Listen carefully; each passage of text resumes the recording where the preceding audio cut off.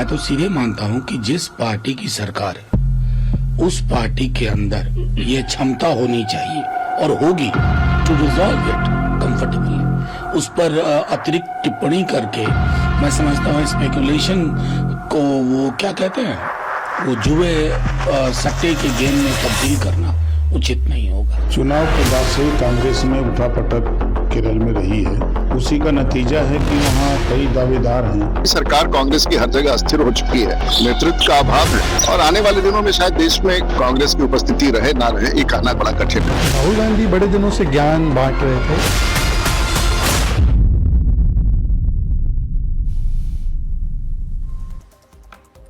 नमस्कार, मैं शेखर त्रिवेदी। कर्नाटक एक ऐसा राज्य जिसमें कर्नाटक शब्द में ही अपनी तरह का नाटक छिपा हुआ है और बात जब सियासी हो तो यह नाटक, इस नाटक के रंगमंच के कलाकार जाहिर सी बात है कि वो भी बड़े कद्दावर होंगे। तो ये कद्दावर कलाकार राजनीति के जिस तरीके से अपने राज्य में अपनी कलाकारी को दिखा रहे हैं उससे कुछ दिल्ली परेशान हुआ, कुछ स्थानीय नेतृत्व हलकान हुआ और उसके बाद कर्नाटक का नाटक अपने चरम पर पहुंच गया। नेतृत्व परिवर्तन कांग्रेस पार्टी ने कर्नाटक में कर दिया है। अभी तक सिद्धारमैया कर्नाटक में कांग्रेस पार्टी के खेवनहार थे, लेकिन अब उस नाव को डीके शिवकुमार चलाएंगे। वो नए खेवनहार बनने की तैयारी में जुट गए हैं, नए कपड़े वगैरह सिल रहे होंगे क्योंकि अब मुख्यमंत्री होंगे। डीके शिवकुमार का नाम लगभग तय है, सिर्फ नाम के ऐलान की औपचारिकता भर बची है। शिवकुमार को लेकर बहुत दिनों से अलग अलग तरह की खबरें आ रही थी। बीच में ऐसी भी खबरें आई कि कर्नाटक में पावर शेयरिंग को लेकर कांग्रेस पार्टी में कलह चल रही है। वो कलह अब खुलकर सामने आ गई है। 2023 में कर्नाटक के विधानसभा चुनाव हुए थे जिसमें राज्य की जनता ने हाथ का पंजा, जो कांग्रेस का चुनाव निशान है, उस हाथ के पंजे को इतना मजबूत कर दिया कि उसे किसी और के सहारे की जरूरत पड़ी नहीं। 224 विधानसभा सीटों वाले सदन में अकेले कांग्रेस को 136 सीटें मिली, बहुमत से 13 सीटें ज्यादा। यानी राज्य की जनता ने कांग्रेस को इतनी सीटें दे दी कि पूरे 5 साल आराम से बगैर किसी व्यवधान के सरकार चल सकती थी और खींचतान तो होनी ही नहीं थी। जनता ने कांग्रेस को पूर्ण बहुमत दिया, लेकिन कांग्रेस पार्टी के अंदर इस तरह से सत्ता को लेकर खींचतान शुरू हुई कि बात पावर शेयरिंग तक आ पहुंची। सिद्धारमैया ना तो बीमार हैं और ना ही संवैधानिक पद संभालने वाले, मतलब उनकी कोई दिक्कत है उसमें, लेकिन फिर भी मुख्यमंत्री की कुर्सी को लेकर जिस तरीके की स्थितियां बनी हैं वो अपने आप में देश की राजनीति और खासतौर से कांग्रेस को परेशान करने वाली है। सबसे खास बात यह है कि इस्तीफा देने के बाद कर्नाटक के सीएम सिद्धारमैया ने इस बात का ऐलान भी किया कि उन्होंने आलाकमान के कहने पर ही मुख्यमंत्री पद से त्यागपत्र दिया है। अब सबसे बड़ा सवाल यह है कि आखिर कांग्रेस पार्टी ने 5 साल पूरे होने से पहले ही कर्नाटक में चेहरा बदलने का फैसला क्यों किया? क्या कांग्रेस पार्टी को सिद्धारमैया पर विश्वास नहीं रहा? क्या कांग्रेस पार्टी को सत्ता खोने का डर सता रहा था? क्या कांग्रेस को इस बात का यकीन हो गया था कि अगर सिद्धारमैया को नहीं हटाया गया तो संकट का सामना करना पड़ सकता है? और क्या यह संकट डीके शिवकुमार के रूप में ही सामने आने वाला था?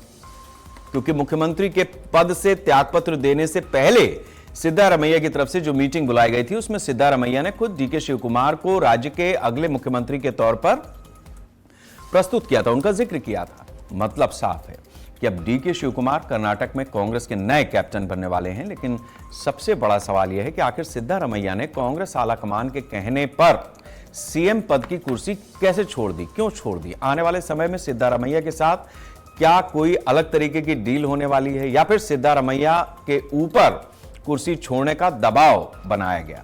और अगर पार्टी आलाकमान की तरफ से यह दबाव बनाया गया तो उसमें राहुल गांधी की कितनी भूमिका है? क्या अब राहुल गांधी कांग्रेस पार्टी के अंदर इस भूमिका में आ चुके हैं कि वो राज्य की सत्ता परिवर्तन में सीधे सीधे दखल दे रहे हैं? क्या कांग्रेस पार्टी में राहुल गांधी का फैसला अब सीनियर नेता भी स्वीकार करने लगे हैं? क्या आने वाले समय में कांग्रेस के भीतर राहुल इसी तरीके के और कई बड़े फैसले ले सकते हैं? कर्नाटक में सिर्फ कांग्रेस पार्टी की पावर शेयरिंग है या पर्दे के पीछे कुछ और कहानी है? इन सारी चीजों के हम आज अपनी शेखर वार्ता में चर्चा करेंगे। सिद्धारमैया अब कर्नाटक के कल हैं और शिवकुमार आने वाला कल, भविष्य को संवारने की तैयारी कर रहे हैं। इन सब के बीच भाजपा ने कांग्रेस आलाकमान की तरफ से कर्नाटक में पावर शेयरिंग को पार्टी के अंदर मची उथल पुथल और कलह का नतीजा बताया। बीजेपी का कहना है कि कांग्रेस पार्टी कर्नाटक में 5 साल पूरे नहीं कर पाएगी और समय के पहले ही चुनाव होना तय है।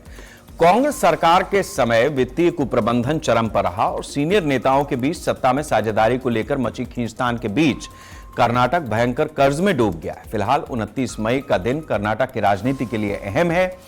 कांग्रेस विधायक दल की बैठक होनी है जिसमें नए विधायक दल का नेता चुना जाएगा। इसके बाद कर्नाटक में आने वाले कल के बारे में कुछ कहा जाएगा। फिलहाल आज के मुद्दे पर कुछ महत्वपूर्ण बयान सुनते हैं और उसके बाद चर्चा शुरू करेंगे। DK Shivakumar from day one was making it very clear that he is going to take over after 50% of the term, and he was edging him out in every day and every possible occasion. Therefore, Siddaramaiah didn't have really a period of 3 years of a peaceful governance. Karnataka में कांग्रेस की हालत बहुत खराब है। जो अंदरूनी खींचातानी इन लोगों में चल रही है, अभी थोड़े देर के लिए बाहर से कुछ भी नजर आता हो, सच्चाई ये है कि अंदर खाने इन लोगों में बहुत बड़ा डिफरेंसेज है। कांग्रेस की सरकार वहां गिरेगी, वो चाहे अभी तत्काल में किसी को मुख्यमंत्री बना दें, लेकिन सरकार चलने को नहीं है। अब कांग्रेस का अंत आ गया है कर्नाटक में भी, और आप देखेंगे कि 1 महीने के अंदर वहां सरकार गिर जाएगी। सिद्धारमैया जी के 2.5 साल पूरे हो गए हैं, तो स्वाभाविक सी बात है कि अब नया मुख्यमंत्री मिलेगा, तो वो है DK शिवकुमार, क्योंकि DK शिवकुमार उप मुख्यमंत्री है और दोनों ही बड़े नेता हैं। सिद्धारमैया जी जनता के बीच में रहने वाले नेता हैं, तो DK शिवकुमार प्रबंधन के अच्छे जानकार हैं, संगठन पे अच्छी उनकी पकड़ है। तो दोनों ही नेताओं का समन्वय बनाकर अगर कांग्रेस चल रही है और प्यार मोहब्बत से चल रही, समझौते से चल रही है, ये तो बड़ी खुशी की बात है। और बदलाव तो जरूरत है, परिवर्तन तो जरूरत है। एक ही व्यक्ति 50 साल अगर एक ही पद पे बैठा रहेगा तो नए लोगों को मौका कहां मिलेगा। जिस पार्टी की सरकार है उस पार्टी के अंदर ये क्षमता होनी चाहिए और होगी टू रिजॉल्व इट कंफर्टेबली। उस पर अतिरिक्त टिप्पणी करके मैं समझता हूँ स्पेकुलेशन को वो क्या कहते हैं, वो जुए सट्टे के गेम में तब्दील करना उचित नहीं होगा। तो कर्नाटक में जिस तरीके की स्थिति बनी है, क्यों बनी है, क्या कारण है, हम उन सारे कारणों की पड़ताल करेंगे। मेरे साथ सोमनाथ पाटिल जी हैं, भारतीय जनता पार्टी के नेता हैं कर्नाटक से। शहजमान मुजाहिद जी हैं, कांग्रेस के नेता हैं, कर्नाटक से हमारे साथ जुड़े हैं। PK तिवारी जी हैं, वरिष्ठ पत्रकार हैं। आप सभी लोगों का बहुत बहुत स्वागत है।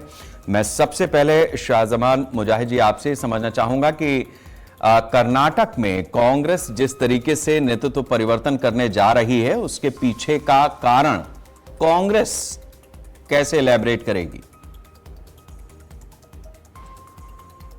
चाहता हूँ, आपने मुझे शो पर बुलाया, और ये जो फॉर्मूला था जब सरकार हमारी 2022-23 में ये सरकार आई थी, तो ये स्पष्ट था कि 2.5 साल का फॉर्मूला रहेगा, क्योंकि DK शिवकुमार जी का भी कंट्रीब्यूशन ये सरकार को लाने में उतना ही है जितना सिद्धरामैया जी का है।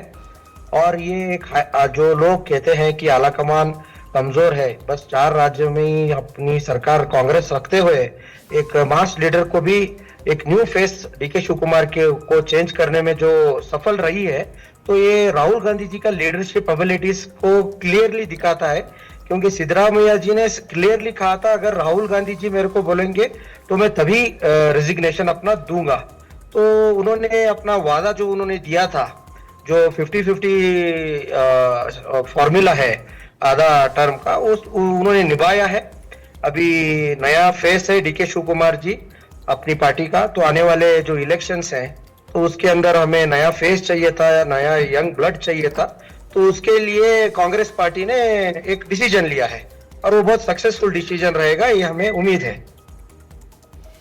सिद्धारमैया जी के लिए किस तरीके की भूमिका आपने तय की है? सिद्धरामैया जी के लिए अब तो जो हमें इनपुट आ रहे हैं, वो राज्यसभा में उनको एक बर्थ ऑफर किया गया है और नेशनल पॉलिटिक्स में एक ओबीसी का चेहरा जो पार्टी ढूंढ रही थी, वो सिद्धरामैया जी को उस रूप में देख रही है। हमें उम्मीद है कि सिद्धरामैया जी वो अपॉर्चुनिटी को कबूल करते हुए पूरे नेशनल पॉलिटिक्स में एक ओबीसी का चेहरा बन के उभरेंगे और पार्टी को जमीनी स्तर पर नेशनल पॉलिटिक्स में स्ट्रांग करने की कोशिश करेंगे। लेकिन शहजमान जी, मैंने तो सुना था कि कांग्रेस जातियों की राजनीति करती नहीं है। आप ओबीसी और एससी और एसटी में, मतलब आप ही ने क्लासिफाइड कर दिया अपनी पार्टी के इस विजन को। नहीं, जाति की राजकारणी नहीं करती है, लेकिन हर जाति को अपना हक जरूर देती है। तो उस सबब से हम ये बात कर रहे हैं, क्योंकि रिप्रेजेंटेशन, क्योंकि आपने भी देखा था कि राहुल गांधी जी ने कास्ट सेंसस की बात की, पर फर्स्ट उनको अपोज किया, उनका मजाक बनाया गया, बाद में खुद नरेंद्र मोदी जी ने उसको मान के कास्ट सेंसस जारी किया है आज पूरे इंडिया में। तो जिसका जितना हक है उसको मिलना चाहिए, वो हमारी नीति है। दूसरा एक बड़ी चीज ये भी है कि राजस्थान का उदाहरण हमने देखा, जैसे अशोक गहलोत साहब थे, वहां पे चीफ मिनिस्टर बने रहे, अभी उनको आप सेंटर में ले आए। मल्लिकार्जुन खड़गे साहब 80 साल के आसपास हैं, आपके राष्ट्रीय अध्यक्ष हैं। केरल में अभी आपने सीएम तय किया, कई दिनों तक उसके ऊपर माथापच्ची चलती रही और फिर जिनको आपने बनाया वो ये कहा जा रहा है कि वहां के जो लीडर्स थे उनकी ज्यादा पसंद थे और केंद्र को उस जगह पर थोड़ा सा बैकफुट पे जाना पड़ा। अभी जो कर्नाटक में होने जा रहा है या जो हो रहा है उसमें भी कुछ इसी तरीके की बात सामने आ रही है। डीके शिव कुमार जिस तरीके की पॉलिटिक्स में अपनी पहचान रखते हैं या जिस तरीके का उनका शगल रहा है, वो ये बताने के लिए काफी है कि जमीन से ज्यादा जो पावर पॉलिटिक्स है वो सेंट्रलाइज करते हैं। तो उस लिहाज से ऐसा लगता है कि कहीं ना कहीं कांग्रेस आलाकमान खतरा भी महसूस कर रहा है यंग ब्लड से। नहीं, खतरा कहाँ है सर, ये तो मौका दिया जा रहा है। अगर आप देखेंगे, Siddaramaiah ji is a very big mass leader in Karnataka. उनको हटाने का फैसला या रेजिग्नेशन मांगने का फैसला पार्टी के लिए कहीं ज्यादा खतरा भी कोई लोग मान रहे हैं, लेकिन आलाकमान वो स्थिति पर है कि यंग ब्लड को वो चूज कर रहे हैं। अगर आपने केरला का भी देखा है, जो डिसीजन हुआ था, राहुल गांधी के एकदम करीब वेणुगोपाल जी थे, पर भी उन्होंने पीपल्स चॉइस चूज की। अगर आप अभी ग्राउंड सर्वे करेंगे कर्नाटक में, हाँ बेशक Siddaramaiah ji is a mass leader, undisputed mass leader, लेकिन डीके शिव कुमार जी का जो वर्चस्व है और उनकी जो जमीन पर पकड़ है, जो युवा के साथ और जो पार्टी के कार्यकर्ता के साथ उन्होंने जुड़ के जो मेहनत की, तभी जाके 140 एमएलए को जिताने मुमकिन था। वरना 76 जब वो पीसीसी प्रेसिडेंट बने थे, पार्टी की स्थिति ये थी कि बस हमारे 60-70 विधायक थे, उधर से 140 विधायक को जिताना वो एक मामूली बात नहीं है। इसमें डीके शिव कुमार जी का भी इक्वल कंट्रीब्यूशन था और जमीन से जुड़े हुए नेता हैं और हर कोई को साथ में लेके चलते हैं, यंग ब्लड को साथ में लेके चलते हैं। तो इसको सबको देखते हुए पार्टी ने आने वाले वक्त में साउथ इंडिया में जो मैसेज देने का उन्होंने कोशिश किया है, तो कि जो डायनामिक और जमीनी नेता हैं उनको पार्टी आने वाले वक्त में मौका देगी और ऐसे जो पब्लिक फेस है उनको ही चीफ मिनिस्टर बनाएगी। अगर ऐसा है तो बीजेपी क्यों नहीं चेंज कर रही है? योगी जी को after bad performance in Lok Sabha election उनको करने की ताकत नहीं है। अगर लेकिन इधर हम सिद्धरामैया जी को करने की ताकत तो हाईकमांड रखती है, तो किसका आला कमांड स्ट्रांग है आप ये देख के ही समझ सकते हैं। हाँ, ठीक बात आपने कही है। आपने अपना एक पॉइंट रेस कर दिया है। अब उत्तर भारत की पॉलिटिक्स दक्षिण भारत से भी तय हो रही है और दक्षिण भारत की पॉलिटिक्स उत्तर भारत किस तरीके से तय करता है ये सबके सामने है ही। सोमनाथ पाटिल जी हैं, भारतीय जनता पार्टी के लीडर हैं, कर्नाटक से ही हमारे साथ में जुड़े हैं। पाटिल साहब, मैं आपसे ये समझना चाहूंगा कि कर्नाटक में जो कुछ हो रहा है उसमें कांग्रेस का विजन हम सब ने इस चर्चा में समझा है। बीजेपी इस पूरे प्रकरण को किस तरीके से देख रही है और अपने लिए गुंजाइश कितनी देख पा रही है? तो कर्नाटक में कांग्रेस सरकार अगर था तो केवल और केवल सिद्धरामैया जी की वजह से था। Siddaramaiah is a mass leader in Karnataka और उन्होंने अहिंद बोल के जो अल्पसंख्यक, हिंदुಳಿದ वर्ग और दलित यानी मुस्लिम और ओबीसी एंड दलित का एक फोरम बना के वो होराट करके यहाँ तक कांग्रेस पार्टी को लेके आए। उनके वजह से ही आज कर्नाटक में कांग्रेस गवर्नमेंट है। और आज जो कांग्रेस के आला कमान, हाईकमांड जो उनको उनका सीनियरिटी को भी डिसरेस्पेक्ट करके निकाला है। हमको जहां तक मालूम हुआ है वहां उनके राहुल गांधी जी ने सिद्धरामैया जी 1 महीने के टाइम मांगे तो भी नहीं, इमीडिएटली वी हैव टू किट बोल के उनका डिसरेस्पेक्ट करके दिए बोल के उनके बहुत नजदीक के लोगों से बोले हैं, ऐसा मालूम हो गया है। और जब सिद्धरामैया जी नहीं है तो इधर कांग्रेस रहने का बात ही नहीं आता। पहले भी हम देखे हैं, जब HD Kumar Swami ji chief minister थे, जब सिद्धरामैया जी को नहीं बनाए थे, खुद सिद्धरामैया जी के बहुत क्लोज सर्कल में रहने वाले 17 जने बाहर आके बीजेपी में आके बीजेपी से कांग्रेस रिजाइन देके बीजेपी में आके और जीत के बीजेपी का सरकार बना था। आने वाले दिन में ये सरकार बहुत दिन तक नहीं चलेगा, क्योंकि DK शिव कुमार जी ऐसा लीडर है, कांग्रेस वाले खुद ही उनसे डरते हैं।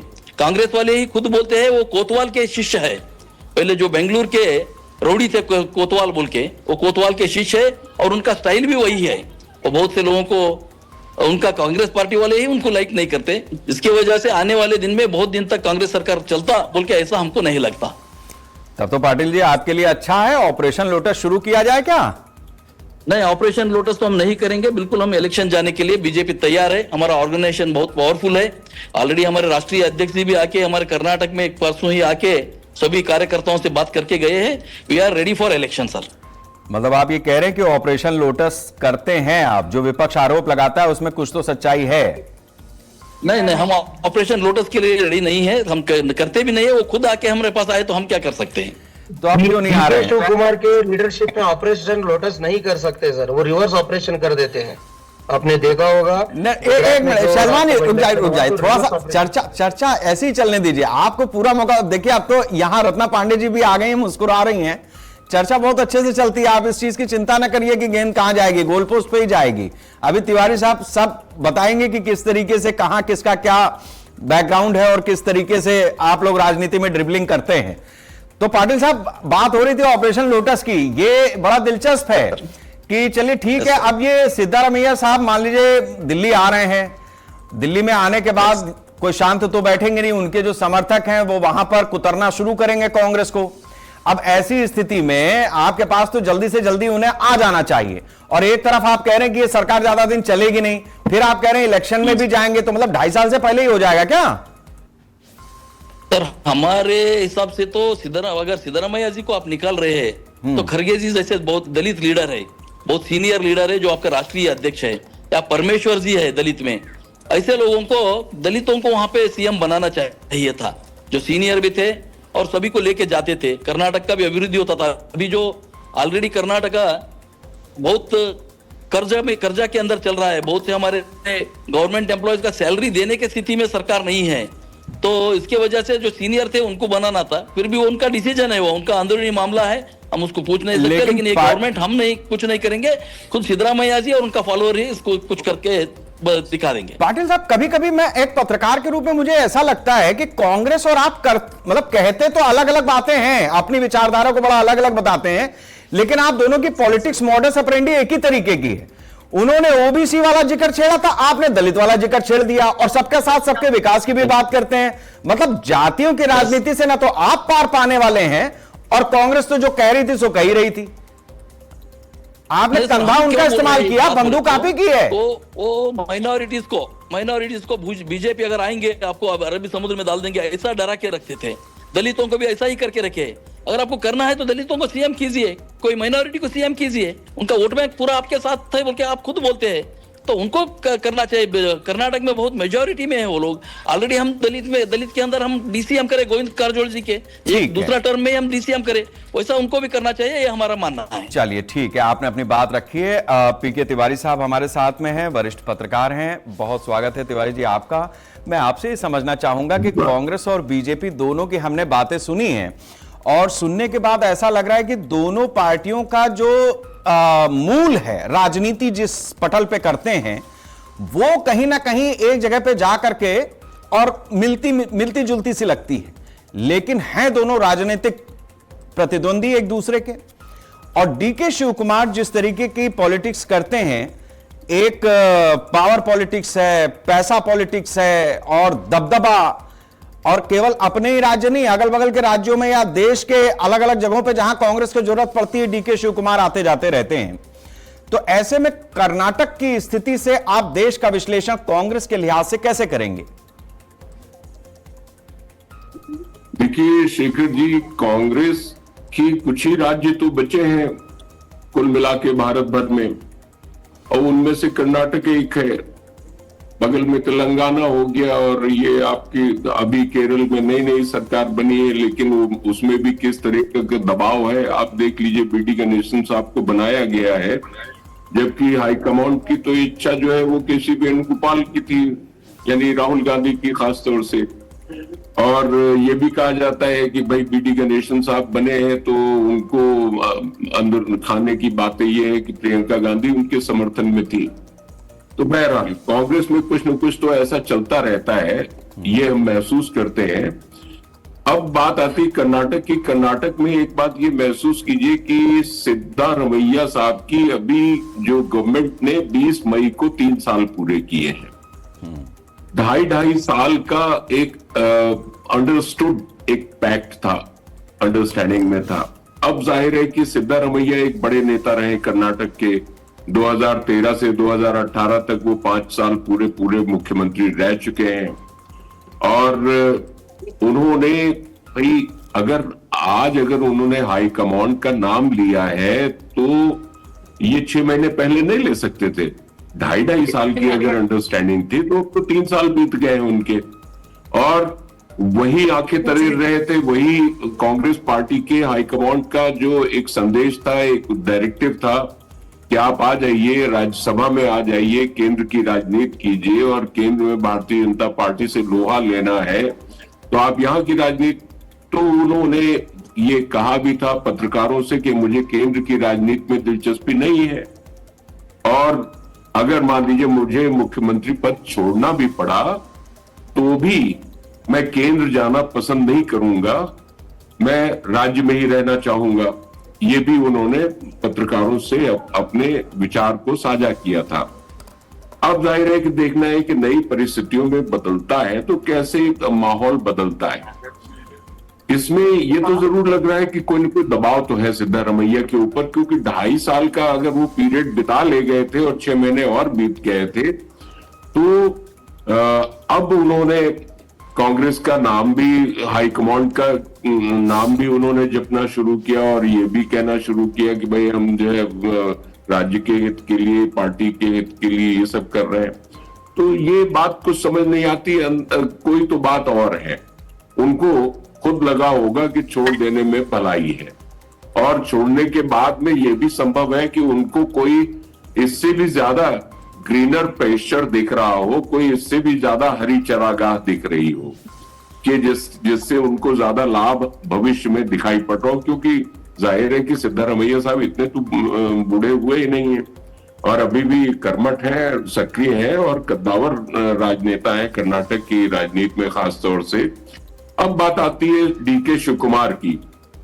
डीके शिव कुमार जाहिर है कि युवा नेता है, बड़े ही सक्रिय हैं, बहुत ही कर्मठ हैं, और बहुत ही संपर्क वाले हैं। उनको तो विपक्ष के लोग ये कहते हैं कि भाई वो कांग्रेस के पार्टी के लिए एटीएम है। डीके शिव कुमार को फंड रेजर, पार्टी के लिए बहुत बड़ा फंड रेजर माना जाता है, कि जहां पर धन जुटाने की आवश्यकता होती, फंड्स को जुटाने की आवश्यकता होती है, डीके शिव कुमार साहब जो है वो बड़े ही कारगर नेता के रूप में अपनी भूमिका निभाते हैं, ऐसा माना जाता है। तो अगर उनको ये बागडोर सौंपी जा रही है तो भाई ठीक है, लेकिन एक बात यह है कि ये कसक तो रहेगी। सिद्धारमैया के भी मन में ये बात कसक रहेगी। अगर उनको मजबूरी में छोड़ना पड़ रहा है, किसी दबाव में छोड़ना पड़ रहा है, तो ये बात कहीं ना कहीं से कांग्रेस के आला कमान को भी खल रही होगी कि बड़ी मुश्किल से इन्होंने बात मानी है, संगठन को तरजीह दी है, हाईकमान को महत्व दिया है। दूसरी तरफ डीके शिव कुमार भी लगातार जो दबाव डाल रहे थे, ये बात कह रहे थे कि कांग्रेस ये सिद्धारमैया को अपना वादा पूरा करना चाहिए, लेकिन उन्होंने पार्टी नहीं छोड़ी। एक ये बहुत शालीनता और अनुशासन का काम किया, वरना एक आशंका ये भी थी कि वो पार्टी छोड़ सकते हैं, और भारतीय जनता पार्टी का ऑपरेशन लोटस अगर चलेगा तो उसमें वो काम आ सकते हैं। तो ऐसी स्थिति जो है खैर नहीं आने दी और ये बात बन गई कि डीके शिव कुमार की संभावनाएं अब बन गई हैं। और आज की जो मीटिंग हुई, जो नाश्ते पर जो मीटिंग हुई, उसमें सिद्धारमैया साहब के जो खासम खास लोग थे, मंत्रिमंडल के सदस्य, जो विधायकगण, जो और नेतागण वो आए। और सबसे बड़ी बात एक ये है कि उसमें डीके शिव कुमार साहब भी आए और वो सिद्धारमैया साहब जो है वो भावुक हुए। भावुक होकर के उन्होंने अपने योगदान की बात की और उन्होंने ये भी कहा कि हम भविष्य में भी पार्टी के काम आते रहेंगे। चलिए, बहुत अच्छी बात है। कुछ और भी जो उनके साथी थे वो सदमे में थे जी, लेकिन सबसे एक पैचअप वाला जो हमको कहना चाहिए कि रिकंसिलिएटरी स्टेप ये लगा कि डीके शिव कुमार और सिद्धारमैया जब गले मिले तो फिर डीके शिव कुमार ने उनके पैर छुए, पैर छू करके आशीर्वाद लिया। ये बात जो हुई तो उससे ये लग रहा है कि चलिए, डीके शिव कुमार ने जहां तक अभी अपनी सहनशीलता का परिचय दिया अभी तक कि पार्टी नहीं छोड़ी, बगावत नहीं की, भारतीय जनता पार्टी के साथ में कोई जो है मिल करके ऑपरेशन नहीं किया, तो अब ऐसा लग रहा है कि वो डैमेज कंट्रोल करने की कोशिश और जो एक महत्वाकांक्षी व्यक्ति की एक अपनी चाहत होती है, तो डीके शिव कुमार साहब को अगर वो मिल रहा है मुख्यमंत्री का पद जी जी, तो वो चाहेंगे कि हम संभालें, स्थिति को संभालें। ठीक, मतलब बड़ा पेड़ हो रहा है तो वो झुक गया, ये बात आपकी बात से स्पष्ट हो रही है। ठीक है, रत्ना पांडे जी के पास हम चलते हैं। कांग्रेस की ही लीडर हैं और उत्तर प्रदेश से हमारे साथ में जुड़ी हैं और विजन राष्ट्रीय अपना आप रखेंगी कांग्रेस को लेकर के, चूंकि दक्षिण और उत्तर की राजनीति कांग्रेस इस समय उत्तर भारत में खास तौर से जूझ रही है। दक्षिण भारत में उसकी 2 जगहों पर सरकारें चलती हुई दिखाई दे रही हैं। मैं आपसे समझना चाहूंगा रत्ना जी कि राजस्थान एक ऐसा राज्य था जहां पर आसानी से चीजों को मैनेज किया जा सकता था और एक चलती हुई सरकार आगे तक चलती रहती, लेकिन चुनाव के नतीजे आए, हमने देखा जिस तरीके की स्थितियां बनी। फिलहाल गहलोत साहब वहां से बाहर जरूर आ गए, पायलट जी को अपनी प्लेन उड़ाने की इजाजत मिल गई, लेकिन शायद ऐसा लगता है कि केरल उसके बाद एक उदाहरण, मतलब दुर्घटना से देर भली ये स्थिति थी और डीके शिव कुमार जी ने तो इस लाइन को चरितार्थ कर दिया कि दुर्घटना से देर भली, ठीक है, लेकिन अब जब 2.5 साल हो गए हैं तो हमें हमारा हिस्सा चाहिए। तो इसको कैसे हम देखें, मतलब लोकल पॉलिटिक्स, मतलब इंटरनल पॉलिटिक्स जो कांग्रेस की राज्यवार चलती है उसका ज्यादा प्रभाव है, या फिर हम ये मान लें कि राहुल गांधी का कद बढ़ा है, ये ज्यादा कंफर्टेबल होगा आपके लिए। तीसरी चीज जो अभी इशारों में आई कि प्रियंका और राहुल के बीच भी एक इक्वेशन है, दोनों के अपने अपने चाहने वाले, दोनों के अपनी अपनी गोलबंदी है, और अगर ऐसा नहीं है तो ये और ज्यादा हानिकारक है, क्योंकि पार्टी के अपने जो सीनियर लीडर्स हैं उनकी फैन फॉलोइंग होती है। तो ये जो सारे गोले घूम रहे हैं, ये किस तरीके से आप एनालाइज कर रही हैं? आप सभी को नमस्कार के साथ सबसे पहले तो मैं तिवारी जी का धन्यवाद दूंगी कि अगर इन वाक्यों को मैंने कहा होता तो वो लगता अपने मुंह मियां मिट्ठू बन रहे हैं, लेकिन मेरी पार्टी के इस जो हमारा संस्कार है, जो शिव कुमार जी ने आज दिखाया पांव छूकर, उस पर मुझे गर्व है। कांग्रेस इसीलिए जानी जाती है।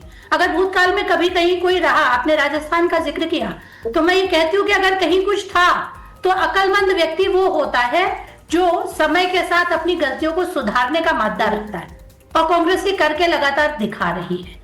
निसंदेह आपकी बात का मैं जवाब दूंगी कि राहुल जी और प्रियंका जी की फॉलोइंग अपनी अपनी है और होनी चाहिए भी, क्योंकि दोनों के व्यक्तित्व में बहुत सारी एकता के साथ साथ कुछ अलग पॉइंट्स है जो दोनों को एक मजबूत अपने अपने किस्म का नेता बनाते हैं। ये कांग्रेस की खासियत है।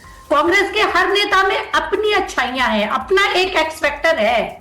शिव कुमार जी की बात करते हैं, शिव कुमार जी को आपने बोला कि पावरफुल नेता है। मैं as a person, as a party leader उन्हें जानती हूं कि he is a leader in true sense. Communication उन्हें बेस्ट लीडर बनाता है, वो मेरे साथ हो, वो सोनिया जी के साथ। इक्वल टाइम, इक्वल डेडिकेशन देते हैं वो हर कार्यकर्ता को, ये उनकी अच्छाई है। सिद्धरमैया जी में on the other hand patience बहुत है, ही कैन सॉल्व एवरीथिंग। तो ये दोनों चीजें दोनों को बड़ा बनाती हैं और उन्होंने अपने अपने बड़प्पन का परिचय दिया। इसके बाद मैं कहूंगी, तिवारी जी ने बताया कि केरल में हमने स्थानीय स्तर को क्यों महत्व दिया, तो ये मेरी डेमोक्रेटिक इंटरेस्ट को दिखाता है। पार्टी में ये तो सिद्ध हुआ ना, नो पर्ची सीएम, कांग्रेस में नो पर्ची सीएम। हम अपनी अपनी लोकतांत्रिक आवाजों से अपना सीएम चुनते हैं। स्थानीय अगर संगठन को महत्व दिया गया तो ये कांग्रेस की खूबसूरती है, इसे मैं खूबसूरती मानती हूँ। और हमने उनको सतीशन जी को चुना, स्थानीय नेताओं के कहने पर राय के साथ चुना। तीसरी बात मैं ये कहना चाहती हूँ कि अगर कुछ लोग ऐसा कह रहे हैं कि हाईकमांड के दबाव में सिद्धरमैया जी ने फैसला लिया, जाहिर सी बात है मैं बहुत छोटी नेता हूं, लेकिन महत्वाकांक्षा तो मेरी भी है ना प्रधानमंत्री पद की, इसलिए रोज कर रही हूं मेहनत। तो जो व्यक्ति चीफ मिनिस्टर है उसके पास महत्वाकांक्षा ना हो, ये तो सोचना ही बेकार है। एवरी लिविंग पर्सन हैज महत्वाकांक्षा, तो उनकी थी। But what makes is great कि उन्होंने अपने व्यक्तिगत इच्छाओं को अनुशासन के सामने कुर्बानी दी। और आज कुर्बानी का दिन है, तो ईद के दिन इससे बेहतर कुर्बानी हो ही नहीं सकती कि हम सनातन धर्मी होते हुए, हिंदू होते हुए अपने अहंकार की बलि चढ़ा दें। ये बढ़िया। तो आज सिद्धरमैया जी ने हिंदू परिचय भी दिया। रत्ना जी, इस बात को तो मानना पड़ेगा कि आप कैसे अपनी बात बात में आपने अपना वोट बैंक भी साधा, बहुत बढ़िया, ये अच्छा लगा, बहुत बढ़िया, ठीक है, अच्छी बात है। आपने पाटिल साहब ये सब चीजें थोड़ा समझिए, ये बढ़िया है कांग्रेस की, ये बढ़िया चर्चा थी, ये बढ़िया लाइन थी। इसके बाद मैं ये कहना चाहती हूँ कि अभी किसी ने कहा कि खतरा है, 2 लायक बेटे परिवार में खतरा नहीं, उसकी ताकत हो। और सिद्धरमैया जी हो, सचिन पायलट जी हो, डीके शिव कुमार सर हो, या मेरे और अशोक जी हो, इवन हम सबके लिए ये बहुत बड़ी ताकत है। ये लायक बेटे हैं कांग्रेस परिवार के, जिन्हें बेहद मेहनत से सोनिया जी ने पुष्पित और पल्लवित किया है। और मुझे गर्व है कि शिव कुमार जी ने उन्हें मां समान सम्मान देते हुए उनकी बातों को हमेशा आगे रखा। तो ये कांग्रेस पार्टी का संस्कार था। अब आते हैं कर्नाटक की राजनीति में पहली बार थोड़ी नेतृत्व परिवर्तन होता। येदियुरप्पा जी और बोम्मई जी को सब जानते ही हैं। फिर आ जाऊंगी उत्तराखंड में, सबको याद ही होगा त्रिवेंद्र सिंह और तीरथ सिंह के साथ। उसके आगे चलते हैं गुजरात में, उनके साथ पटेल जी को लाया गया था, रूपाणी को हटाकर। तो नेतृत्व परिवर्तन ये बीजेपी की बहुत अच्छी पहचान रही है, लेकिन आज हम कर रहे हैं तो उन्हें इस लोकतांत्रिक प्रक्रिया पर आपत्ति है। दिल्ली में बैठक कांग्रेस की क्यों हो रही है, इससे बहुत आपत्ति है। क्या दिक्कत है? मेरी पार्टी में अगर एकता है, हम बार बार अपने एकत्र होकर अपनी दिक्कतों को साझा करते हैं और सॉल्यूशन तक पहुंचते हैं, तो आपको क्या दिक्कत है? और रही बात लोटस, तो ऑपरेशन लोटस मुझे लगता है इस बार कुछ नया रंग लाएगा, क्योंकि अब की विधायक नहीं, राज्यपाल गायब कर दिया गया। जिस दिन हमने कहा कि हम इस्तीफा देंगे, राज्यपाल महोदय टाइम देके नहीं निकल लिए। तो ये कुछ नए स्वरूप का ऑपरेशन लोटस भी अमित शाह जी और इनकी पार्टी हो सकता है कुछ खेल रही हो। सो उसका इंतजार रहेगा, हम तैयार हैं। कर्नाटक की जनता को इस नेतृत्व परिवर्तन से कभी कहीं कोई परेशानी नहीं होगी, इसकी गारंटी मेरी पार्टी देती, क्योंकि हमने अभी भी ओबीसी, दलित और सभी वर्ग के सामाजिक कल्याण पर फोकस करके सिद्धरमैया जी ने चलाया, और उसको आगे बढ़ाने का काम भी डीके सर करेंगे। तो कांग्रेस के हाथों में कर्नाटक सुरक्षित है और संरक्षित है। ठीक है रत्ना जी, आपने अपनी बात को बड़ी मजबूती और बहुत ही मतलब जिसको कहें कि पॉलिटिकली करेक्ट कैसे किया जाता है अपना सब वोट बैंक वगैरह साधते हुए, बहुत अच्छा आपने अपनी लाइनों को रखा है। सोमनाथ पाटिल जी, देखिए ऐसा है कि रत्ना जी ने या कांग्रेस ने आपको उत्तराखंड की याद दिलाई, आपको गुजरात की याद दिलाई, लेकिन ठीक है, आपने जो मुख्यमंत्रियों को केंद्र से तय करने का फॉर्मूला सीखा, वो जो कांग्रेस की सरकारें पहले रहीं उन्हीं से सीखा। मतलब मैं जब पढ़ता था तो नारायण दत्त तिवारी साहब, जब मतलब हम जब पढ़ें याद करें तो पता चलता था एनडी तिवारी हैं, जब एग्जाम में पर्चा आवे तब तक बदल जाता था। ये स्थिति भी हमारे सामने 2-3 बार आई। तो उस लिहाज से तो फिर भी बेटर है कि 2.5 साल बाद कौन बन रहा है तो ये स्थिति है। लेकिन एक बड़ा इशारा रत्ना जी ने अपनी बात में कर दिया, ऑपरेशन लोटस। मुझे ऐसा लग रहा है कि यहां पे शुरू हो गया जो राज्यपाल वाला मामला है। ऐसा लगता है कि ये स्थिति बीजेपी को शायद ज्यादा अनकंफर्टेबल कर रही है बनस्पत कांग्रेस के। सर, ऑपरेशन लोटस का कोई जरूरी नहीं है ऐसा हमको लगता है, क्योंकि जो पर्ची का बात उन्होंने किया है कर्नाटक में भी बहुत बार हो गया है। वीरेंद्र पाटिल जी के साथ हुआ था, बंगारप्पा के साथ हुआ था, वही कांग्रेस वाले ने ही किए थे। अभी जो सिद्धरामैया जी को निकाले, हमारे पास बहुत कार्यकर्ता बोलते हैं जब तक राहुल जी कांग्रेस में रहेंगे तब तक बीजेपी जीतते ही जाएंगे। उनके अगर उनको कोई बात करे तो भी बीजेपी को फायदा होगा।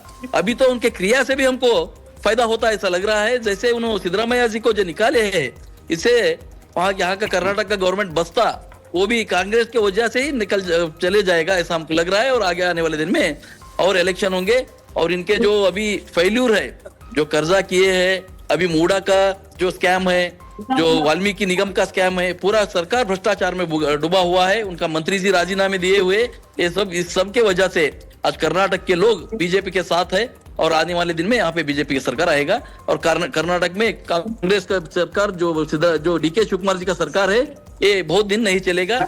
उसका वजह भी कांग्रेस वाले ही बनेंगे। मतलब आपका कहना है कि सिद्धारमैया साहब का जो खेमा है वो दिल्ली में बैठे हैं चाहे कर्नाटक में बैठे हैं, लेकिन अपनी तरह से एक्टिव है। और बीजेपी अगर वो खेमा एक्टिव होता है तो उसके सपोर्ट में, क्या आप ये कह रहे हैं? Yes, 100% sir. आप मुहर लगा रहे हैं। ठीक है शाहजवान साहब, आपने समझ लिया कि जो स्थिति बनी है, मतलब बीजेपी कह रही है कि सिद्धारमैया साहब को अब मदद चाहिए होगी तो बीजेपी करने को तैयार है। देखिए, ये बस इनका एक ख्वाब है, तो ख्वाब देखने अच्छी बात है, लेकिन ऐसा कुछ होगा नहीं, क्योंकि ये उनके विल से ही वो छोड़ रहे हैं। ऐसा नहीं है कि इन्होंने जब येडियुरप्पा जी को काढ़ा था तो उनके आंखों में आंसू था और वो रो रहे थे। ये बस 3-4 साल पुरानी ही बात है। इन्होंने जो येडियुरप्पा जी के साथ किया, बीजेपी कर्नाटक स्टेट में 0 थी, वो पार्टी को बनाने का वाले ही येडियुरप्पा जी थे। तो आज वो किधर है? उनको साइडलाइन किया गया। ये बता रहे कि हमारे मंत्रियों ने रेजिग्नेशन दिया। ठीक है, उन्होंने वैयक्तिक जिम्मेदारी लेते हुए रेजिग्नेशन दिया है और उनको बेल भी मिल चुकी है।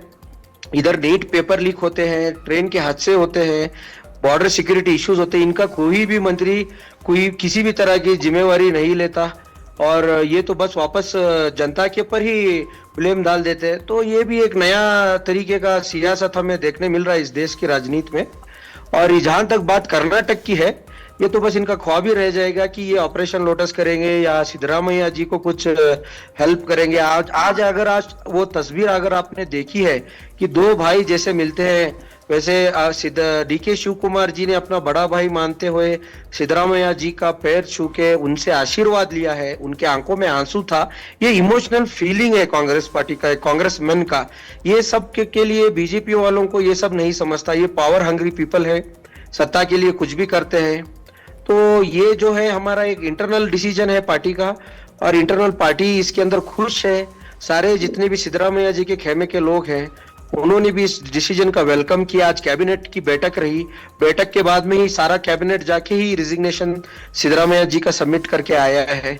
तो इसके बाद में कहाँ गुंजाइश है किसी की नाराज होने की, ये मुझे नहीं समझ रहा। शायद इन्हीं को दिख रहा है, जनता तो ये बात नहीं समझ पा रही है। कल सीएलपी की मीटिंग होनी है, सीएलपी में डिसीजन होगा। डिसीजन होके अनअपोज्ड डीके शिव कुमार जी नेक्स्ट चीफ मिनिस्टर बनेंगे, हमें ये उम्मीद है। ठीक है तिवारी साहब, मैं आपसे ये समझना चाहूंगा कि जो कर्नाटक एक राज्य ऐसा रहा है जिसने बीजेपी के लिए दक्षिण भारत में रास्ता खोला, और यह भी बात सही है कि येदियुरप्पा साहब के साथ में जो हुआ उससे बीजेपी की सरकार आ नहीं पाई। वो एक बड़ा चैलेंज अभी भी बीजेपी के लिए बना हुआ है। दूसरी तरफ अगर हम इस बात को भी देखें कि या साउथ कांग्रेस के लिए कितना मायने रखता है, तो उस लिहाज से सोनिया गांधी जब पॉलिटिक्स में आई थी तभी भी वो बेल्लारी और रायबरेली दोनों जगहों से चुनाव लड़ी थी। बाद में उन्होंने हालांकि बेल्लारी को छोड़ा था। तो ये अब राहुल गांधी भी जब यहां पे उनको डैमेज होता है तो वो दक्षिण की ही तरफ देखते हैं और केरल चले जाते हैं, बजाय इसके कि तेलंगाना या आंध्र या कर्नाटक में रहें, एक स्टेप और आगे बढ़ जाते हैं वो।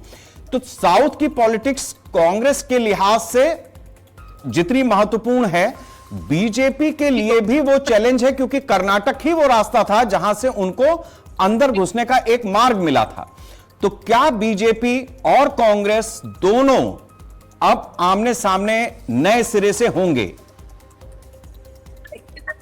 बिल्कुल, इसमें कोई शक नहीं। देखिए, इसके भी और पहले जरा अगर आप जाइए तो इंदिरा जी जब रायबरेली के अलावा उन्होंने चिकमंगलुर एक नाम की जो लोकसभा कॉन्स्टिट्यूएंसी है वहां से चुनाव जीता था और उन्होंने वापसी की थी। इसके अलावा मेडक इंदिरा जी के दौर की एक वो भी कॉन्स्टिट्यूएंसी थी। तो साउथ तो ऐसा मजबूत रहा है। यानी देखिए, जब इमरजेंसी लगी थी तो इमरजेंसी लगने के बाद में सारे राज्यों में स्थितियां बिल्कुल बदल गई थी और आंध्र प्रदेश एक ऐसा अकेला राज्य था जहां पर कांग्रेस जबरदस्त सीटें लेकर के आई थी। मुझे जहां तक याद है उस समय ये राज्य एक ही था और 40 में से 39 सीटें जो है वो कांग्रेस के पास आई थी। केवल एक सीट जो है वो नीलम संजीव रेड्डी जीते थे, ये मुझे याद आ रहा है। जी जी। तो कांग्रेस का तो गढ़ रहा है साउथ, इसमें कोई संदेह नहीं। लेकिन अब धीरे धीरे स्थितियां बदल रही हैं कांग्रेस। लेकिन यह है कि थोड़ा थोड़ा अब तमिलनाडु में जैसे इतने वर्षों के बाद में सरकार में शामिल हुई, वापस आई, तो ये भी उसके लिए एक लक्षण है, एक उसके लिए कह लीजिए कि डूबते को तिनके का सहारा जैसा कुछ दिखा है। और तेलंगाना में तो ही है, कर्नाटक में है ही, तो वो खोना नहीं चाहेंगे। जाहिर है कि वहां से अगर शुरुआत होती है और उनको भी इस बात की उम्मीद होगी कि अगर भारतीय जनता पार्टी की एंटी इनकम्बेंसी का कोई फायदा मिलना होगा तो वो कांग्रेस को ही मिल सकता है आगे चल करके, जी देर सवेर मिल सकता है।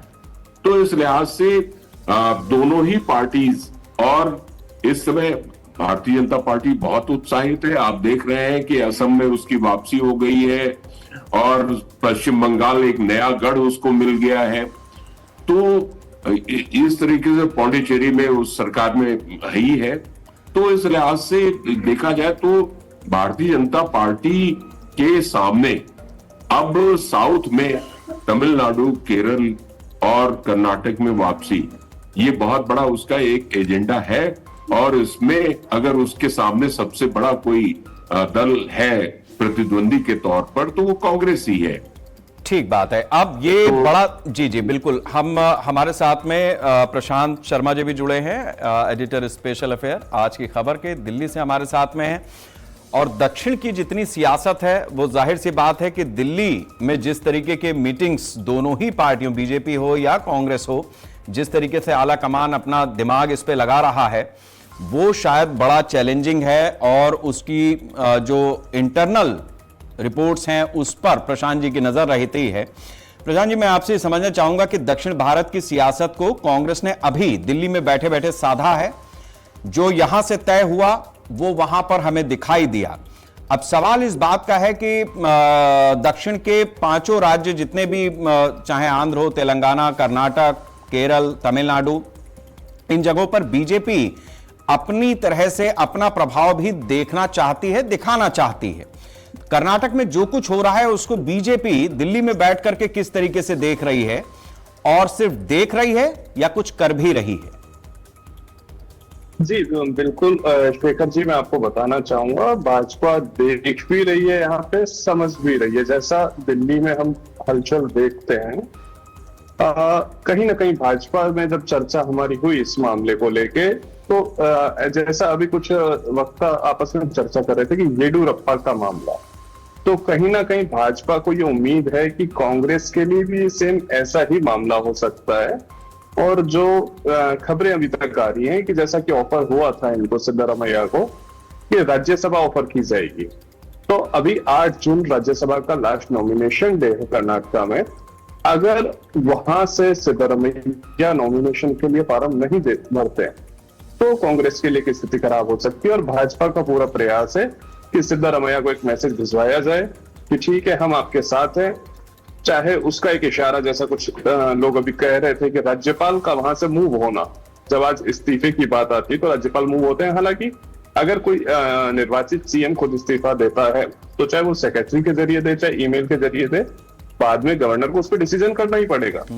लेकिन ये एक चांसेस कि जो कहा जा रहा है कि सिद्धरमैया के पास ज्यादा वोट है, अगर सिद्धरमैया बगावत करते हैं तो निश्चित रूप से भाजपा समर्थन करेगी और भाजपा चाहेगी कि जैसे अगर, क्योंकि सिद्धरमैया बगावत करेंगे तो निश्चित रूप से फायदा भाजपा को ही मिलेगा।